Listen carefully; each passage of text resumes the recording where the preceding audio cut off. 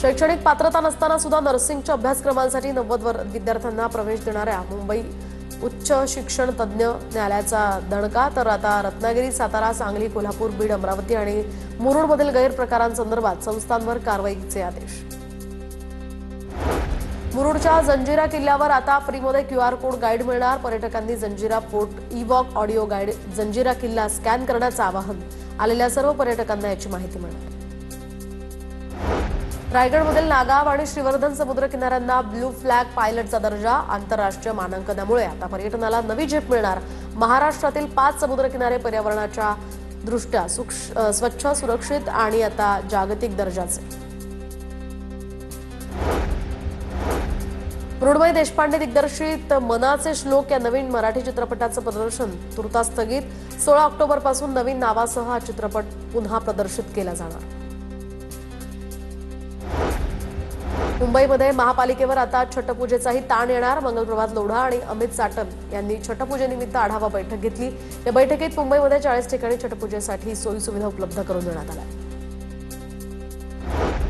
डोंबिवलीमधील भजनी मंडळाची प्रतीक्षा आता संपली। गणेश नगरमध्ये भजन मंडळा भवनाचं लोकार्पण आमदार रवींद्र चव्हाणांच्या विशेष प्रयत्नातून साकारलं भवन। बांधकाम घोटाळ्यामध्ये ईडीनं अटक केलेले माजी आयुक्त अनिल कुमार पवार यांच्या विरोधात लाचलुचपत प्रतिबंधक विभागाकडे तक्रार।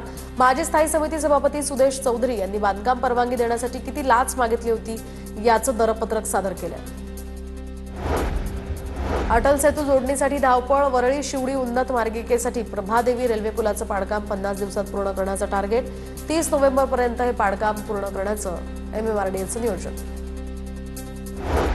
पुण्याच्या मोर्शी तालुक्यातल्या चांदेमध्ये PMRDचे क्षेत्रीय कार्यालय सुरू। या कार्यालयामुळे मुळशी परिसरातील नागरिकांचा औंध आणि अकुर्डीपर्यंतचा प्रवासाचा वेळ वाचणार। पुणे पालिका निवडणुकीसाठी लवकरच प्रभाग रचना निहाय मतदार याद्या तयार केल्या जाणार। तर पुणे शहरात 35 लाख जण बजावणार मतदानाचा हक्क। दरम्यान 1 जुलैची मतदार यादी आता अंतिम मानली जाणार। दिवाळीच्या आधी एसटीच्या आवडेल तिथे प्रवास या योजनेअंतर्गत या पासेसमध्ये 20 ते 25% कपात। तर ही कपात 7 ऑक्टोबरच्या मध्यरात्रीपासून लागू। या एका पासवरून प्रवाशांना एकाच पासवर राज्यात कुठेही अमर्याद प्रवास करता येणार। मुंबई महापालिकेला 15% एकात्मिक गृहनिर्माण आणि अन्य एका योजनेअंतर्गत 426 घरं विक्रीसाठी उपलब्ध। म्हाडाप्रमाणे संगणकीय सोडतीद्वारे पहिल्यांदाच या घरांची सोडत काढण्यात येणार।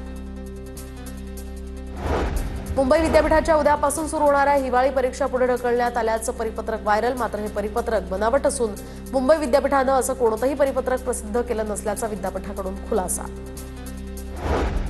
दिवाळीत प्रवाशांची गैरसोय होऊ नये म्हणून पुणे विमानतळावरून जास्तीच्या उड्डाणाची व्यवस्था। सुरक्षा तपासणीसाठी अधिकच CISFचं मनुष्यबळ तैनात। तर 3 तास आधीच विमानतळावर पोहोचा, विमानतळ प्रशासनाच्या प्रवाशांना सूचना। पुण्यातील बावधन परिसरामध्ये पिण्यासाठी अपायकारक असणारा कॅलिफॉर्म जीवाणू आढळला। महापालिकेच्या आरोग्य विभागाकडून बावधन परिसरातील 6000 घरांचं तातडीनं सर्वेक्षण। सर्वेक्षणामध्ये 93 पाण्याच्या नमुन्यांपैकी 13 नमुने दूषित आढळले। पुण्यातील खडकवासलामधील यशवंत विविध कार्यकारी सोसायटीचे चेअरमन अशोक मते यांच्याकडून मराठवाडा पूरग्रस्तांसाठी मुख्यमंत्री सहाय्यता कक्षाला मदत। 1 लाख रुपयांचा धनादेश सुपूर्द। इजिप्तमधील शर्म एल शेख या ठिकाणी सोमवारी होणाऱ्या गाझा शांतता शिखर परिषदेला मोदींऐवजी परराष्ट्र राज्यमंत्री कीर्तिवर्धन सिंग हे भारताचे प्रतिनिधित्व करणार। अमेरिकेचे राष्ट्राध्यक्ष ट्रम्प आणि इजिप्तचे अध्यक्ष सीसी या परिषदेचे अध्यक्ष असतील।